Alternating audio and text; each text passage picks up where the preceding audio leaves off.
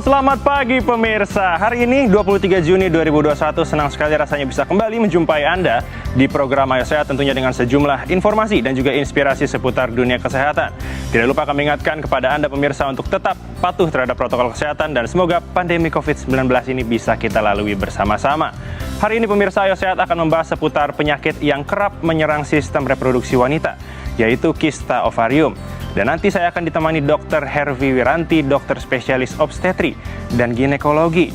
Selain itu akan bergabung bersama kami juga tamu spesial, seorang selebritas cantik yang akan berbagi pengalaman dari perjuangannya melawan kista. Seperti apa perbincangannya? Mari kita mulai. Sehat bersama saya, Elgin Fridianto.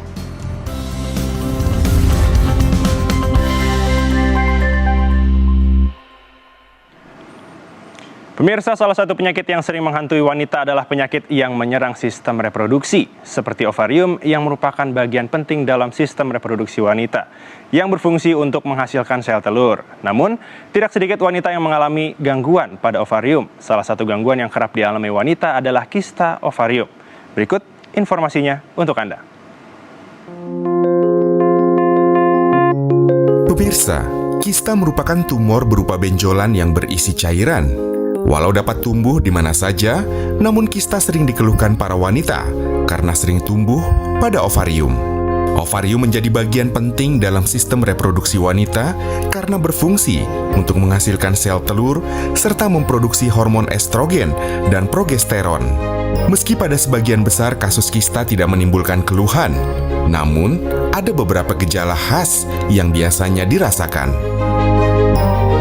Mengutip dari laman kompas.com, beberapa gejala yang biasanya dirasakan wanita saat kista ovarium mulai tumbuh, diantaranya perut terasa kembung atau bengkak, BAB terasa menyakitkan, nyeri panggul sebelum atau selama siklus haid, terasa sakit saat berhubungan, sakit pada punggung bagian bawah atau paha, nyeri dirasakan pada bagian payudara, dan yang terakhir, mual dan muntah.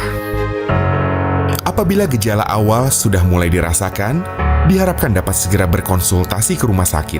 Selain gejala kista dapat dirasakan saat mulai tumbuh, ada beberapa gejala lain yang akan dirasakan apabila kista ovarium sudah mulai bertambah parah, pecah, atau mengalami torsi. Di antaranya adalah rasa nyeri yang parah pada panggul, demam, pingsan atau pusing, dan napas menjadi cepat atau pendek. Lalu, bagaimana cara wanita dapat terhindar dari kista? Dan bagaimana cara menyembuhkan kista agar tidak berlanjut menjadi kanker ovarium? Temukan jawabannya hanya di Ayo Sehat. Pemirsa, bersama saya sudah hadir Dr. Hervi Wiranti, dokter spesialis obstetri dan ginekologi. Selamat pagi Dr. Hervi. Selamat pagi. Selamat pagi, terima kasih dokter sudah datang kembali di program Ayo Sehat tentunya. Bagaimana kabarnya dok? Alhamdulillah baik. Alhamdulillah baik. Pemirsa, perlu menjadi informasi bahwa Dr. Hervi dan juga seluruh kru yang bertugas ini sudah melakukan protokol kesehatan yang ketat dan juga sudah melakukan tes terhadap COVID-19. Dr. Hervi, kita langsung bahas tema kita. Ada gambar di tengah nih dokter, ada gambar ovarium dan mungkin bisa dijelaskan ya oleh dokter, sebenarnya apa sih yang terjadi pada ovarium wanita saat kista ini mulai tumbuh? Silakan dokter. Saya coba jelaskan ya Mas El. Jadi ini adalah alat reproduksi wanita. Setiap wanita memiliki 2 ovarium yang terletak di sisi kanan dan sisi kiri dari rahim. Sementara kista adalah kantong yang berisi cairan yang tumbuh di ovarium dan juga bisa di permukaan ovarium. Nah, untuk pembesarannya sendiri, kista ini apabila tidak diobatin atau tidak diterapi, itu bisa membesar sehingga mengisi semua rongga perut atau rongga abdomen dari si pasien. Baik. Tapi kalau untuk bicara mengenai kista ini tumbuhnya bisa seberapa besar dok? Memenuhi rongga perut, jadi bisa sampai sangat besar, sampai 20 sampai 25 kilo bisa. Dan itu yang terlihat dari si pasien itu seperti dia buncit. Seperti hamil ya. Seperti hamil. Penampakannya seperti wanita yang hamil besar. Seperti karena kistanya mengisi semua organ abdomen pada si wanita. Nah, dokter tadi sempat menjelaskan bahwa kista ini adalah berisi cairan. Iya. pemicunya sebenarnya apa, dok? Kista sendiri itu, kista ovarium sendiri itu ada dua macam ya kita bedakan, kista fungsional dan juga kista non fungsional atau kista patologis. Kista fungsional itu kista yang berkaitan dengan siklus menstruasi dan juga hormon menstruasi, juga hormon kehamilan. Kista ini biasanya tidak banyak menimbulkan gejala. Contohnya itu kista folikel dan kista corpus luteum. Sementara kista non fisiologis atau kista patologis itu kista yang pemicunya berkaitan dengan pertumbuhan abnormal dari sel. Contohnya itu kista dermoid, kista adenoma, dan kista endometriosis. Baik. Nah, dokter, kita ini telah merangkum beberapa gejala yang dirasakan saat kista ini mulai tumbuh. Tapi kita harus jeda dulu, dok. Nanti pembahasannya usai jeda. Pemirsa, jangan beranjak dulu karena usai jeda akan bergabung juga salah satu selebritas yang baru selesai operasi, dok. Ternyata dia mengangkat kistanya. Jadi jangan beranjak dulu. Ayo, saya akan segera kembali usai jeda.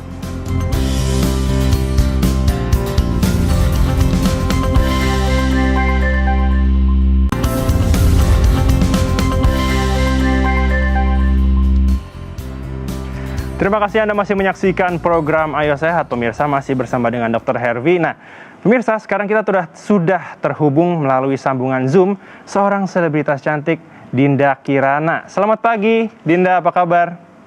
Pagi. Baik ya kabarnya. Kak Dinda, mungkin bisa dijelaskan nih, saat pertama kali Dinda dinyatakan ada kista, pengalamannya seperti apa nih? Silakan. Itu sekitar 1 tahun yang lalu aku cek gitu, karena memang udah lama dari sebelum aku cek pertama kali itu emang aku tuh ada gangguan kayak kalau menstruasi tuh kerasa sakit gitu, sakitnya tuh yang memang kurang wajar, memang nggak bisa bangun, bener-bener kram banget gitu. Terus mama suruh aku check up, akhirnya aku check up sendiri dan baru ditemuin ada kista sebesar 3 cm. Saat itu aku belum kepikiran untuk operasi juga karena dokternya bilang ini masih ya ukurannya masih oke, masih kecil gitu loh. Dan tadinya planningnya menstruasinya mau di stop gitu, tapi aku nggak terlalu menghiraukan dan aku nggak berusaha ambil tindakan itu karena aku saat itu ngerasa kayak nggak make sense aja gitu kalau misalkan cewek nggak menstruasi gitu. Jadi saat itu aku nggak menghiraukan sampai setahun kemudian kemarin sakitnya semakin parah dan mungkin dicampur juga sama GERD aku, jadi kayak sakitnya luar biasa, bertubi-tubi banget. Dan dicek lagi di CT scan kayak gitu-gitu, ternyata kistanya udah sangat membesar, yang ada dua kista. Sebelah kiri 12 cm, sebelah kanan 8 cm.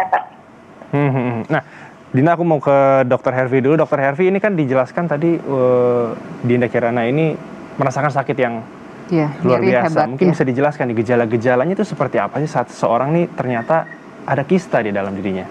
Ya, jadi sebagian besar kista ovarium itu tidak menimbulkan gejala. Dia mulai menimbulkan gejala apabila sudah terjadi pembesaran kista, terus juga komplikasi dan sudah ada gangguan dari hormonalnya, dia akan menimbulkan gejala. Gejala terbanyak dari kista itu karena pertumbuhannya adalah pembesaran dari perut. Pembesaran perut menekan organ-organ yang ada di dalam rongga perut. Jadi dia akan menekan organ pencernaan, organ buang air besar, buang air kecil, sehingga menimbulkan gangguan pada organ tersebut. Terus juga nyeri yang sangat hebat. Nyeri ini bisa nyeri pada saat menstruasi, nyeri di panggul, bisa juga nyeri pada saat berhubungan. Nyerinya berbeda saat seseorang mengalami menstruasi berarti ya? Iya, terbanyak nyeri pada menstruasi itu untuk kista yang tipe kista endometriosis. Terus juga ada gangguan dari siklus menstruasi. Dan yang terbanyak juga keluhan adalah keluhan infertilitas, jadi kesulitan untuk bisa hamil. Sebagian besar itu jadi keluhan dari pasien dengan kista. Baik dokter. Nah, Dinda mungkin bisa menceritakan nih saat memutuskan untuk melakukan operasi itu seperti apa yang dilakukan? Preparationnya memang nggak lama juga sih. Saat itu kayak udah ngerasa sakit banget dan aku pengen get over it aja gitu, pengen cepet selesai. Akhirnya dioperasi. makan waktu cukup lama karena kista aku udah sangat lengket juga gitu, udah sangat lengket dan memang ovarium aku pengen dijagain juga, nggak diambil karena aku juga belum menikah gitu, dan memang didiagnosa kalau aku memang endometriosis. Baik. Setelah melakukan operasi, apakah hari ini masih merasakan ada rasa sakit, Dinda? Saat ini aku masih menjalani recovery sih, karena memang masih fresh banget, masih baru banget gitu. Jadi aku nggak boleh ngangkat yang berat-berat dulu, kayak gitu sih sekarang. Sekarang mungkin karena ada GERD juga, jadi masih ada perih-perih lambung kayak gitu sih. Masih ada sisa-sisaan berarti ya, Dinda ya. Baik. Nah, Dokter Hervi ini mungkin bisa dijelaskan nih, Dinda Kirana ini mengalami kista yang mana nih, Dok? Ya. Kan ada 2 dia. Ya, jadi kalau mendengar keluhannya dari Mbak Dinda itu adalah kista non-fungsional atau kista patologis yang tipenya adalah kista endometriosis. Kista endometriosis memang sangat mengganggu kualitas hidup seorang perempuan karena mengganggu nyeri yang sangat hebat. Jadi nyeri pada saat menstruasi, nyeri di daerah panggul, sampai nyeri perut yang kadang pasien sendiri sudah tidak bisa mendefinisikan karena sangat nyerinya. Untuk beberapa kasus juga kista endometriosis sudah tidak bisa dihilangkan dengan pengobatan. Jadi nyerinya itu tidak bisa hilang dengan obat anti nyeri, sehingga dianjurkan untuk operasi. Terus juga kalau misalnya kistanya ukurannya sudah besar, jadi sudah lebih dari 4 cm. Karena kita menghindari untuk perlengketan, karena kista endometriosis kan kebanyakan perlengketan. Dan kista endometriosis sendiri ini sangat mempengaruhi dari fungsi reproduksi. Apakah ini mengganggu tingkat kesuburan, Dok? Iya, benar. Ini mengganggu tingkat kesuburan. Jadi kalau tidak secepatnya diterapi, nanti pada saat menikah, pasien akan kesulitan untuk bisa hamil. Untuk selain operasi, apakah pencegahannya tadi kan menggunakan obat nyeri ya, Dok ya? Iya, menggunakan obat nyeri saat belum besar berarti? Saat belum besar, kalau nyerinya. Baik. Nah, mungkin bisa dijelaskan nih, sekalian dokter mungkin menjelaskan ke Dinda Kirana bahwa apakah mungkin sih ini saat sudah diangkat si kistanya ini akan muncul lagi? Ya. Silakan, Dok. Ya, jadi kalau misalnya apakah setelah dioperasi kistanya akan muncul kembali, itu tergantung dari pilihan operasi yang dilakukan dokter ke pasien. Kalau Mbak Dinda kan karena masih muda, belum menikah, fungsi reproduksi juga masih sangat diperlukan. Jenis operasi yang dilakukan pasti cuma pengangkatan kista atau yang kita sebut dengan kistektomi. Karena indung telur atau ovariumnya masih dipertahankan untuk fungsi reproduksi ke depan. Jadi selama kista itu sendiri kan tumbuhnya di ovarium. Jadi selama tempat tumbuhnya masih ada kemungkinan untuk rekuren atau berulang. Gitu. Baik. Nah, dokter ini kan Dinda Kirana masih muda. Kira-kira untuk pemicu dari si kista yang dialami Dinda ini apa, Dok?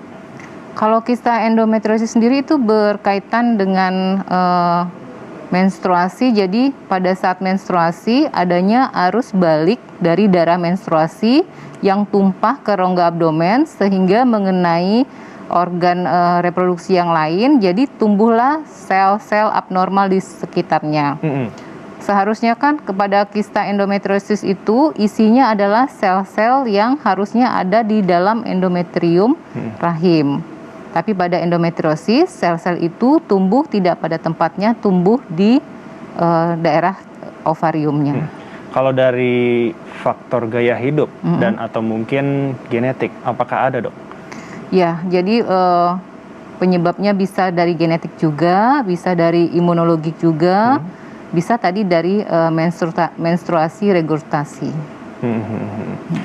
Kalau seandainya dilakukan medical check up, berarti itu adalah sesuatu yang penting berarti dilakukan kepada wanita ya? Iya, untuk pencegahan dari kista ovarium belum ada pencegahannya, jadi kita harus melakukan pengecekan atau medical check up yang rutin untuk pemeriksaan panggul dan USG sehingga kista dapat terdeteksi sedini mungkin. Sedini mungkin? Ya, sehingga pengobatannya akan memungkinkan untuk lebih cepat sembuh dan mendapat pengobatan yang tepat.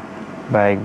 Oke. Nah, Dinda Kirana mungkin bisa dijelaskan nih, kalau untuk sekarang apakah ada perbedaan gaya hidup ya setelah dilakukannya pengangkatan kista ini?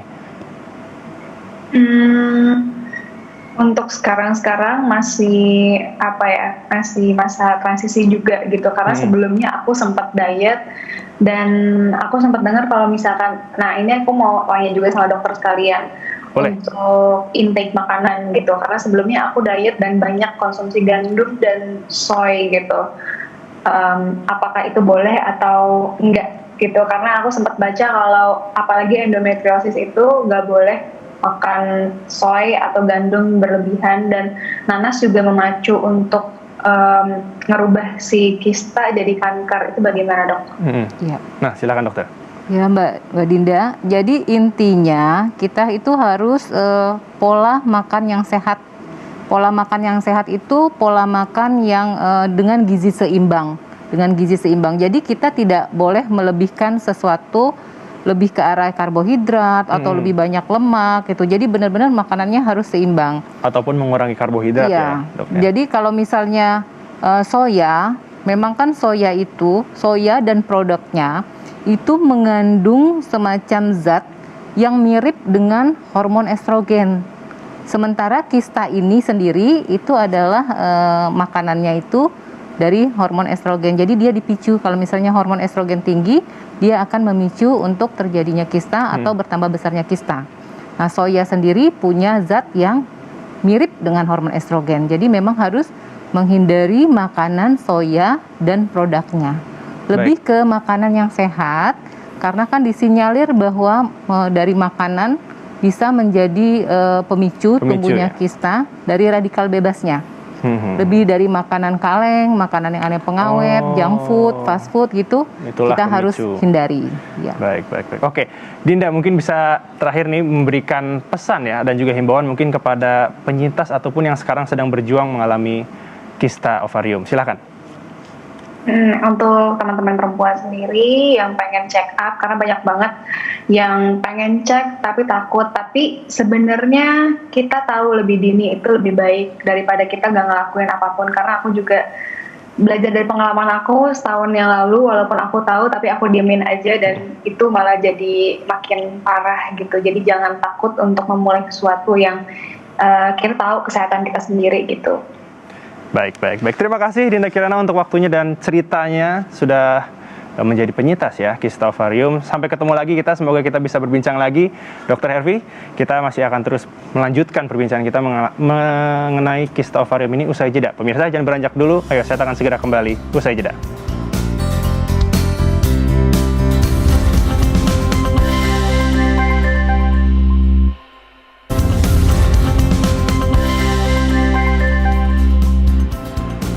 Anda kembali menyaksikan program Ayo Sehat, pemirsa, masih bersama dengan Dr. Hervi. Nah, dokter, mungkin bisa dijelaskan nih ke pemirsa Ayo Sehat, pencegahan dari kista ovarium ini seperti apa? Silakan.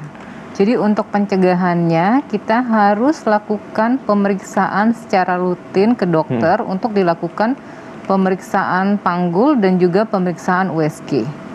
Itu yang untuk pencegahan dari kista ovarium, agar bisa ditemukan kista pada saat sangat dini. Berarti bicara mengenai diketahui lebih dini, apakah mungkin kista ini terjadi di umur sekitar 10 sampai 20? Bisa. Kista ovarium biasanya menyerang wanita muda dan yang terbanyak memang pada masa reproduksi.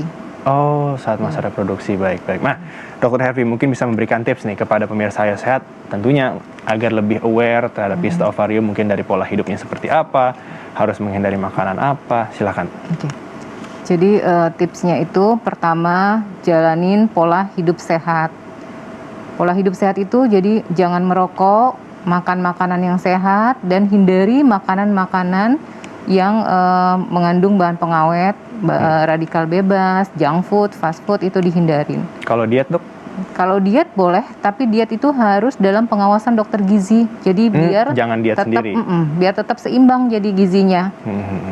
Terus yang kedua, hindari pemakaian obat-obat hormonal tanpa pengawasan dokter dan dalam waktu yang lama. Jadi tidak boleh kita memakai obat-obat hormon tanpa pengawasan dokter dan terpapar terlalu lama.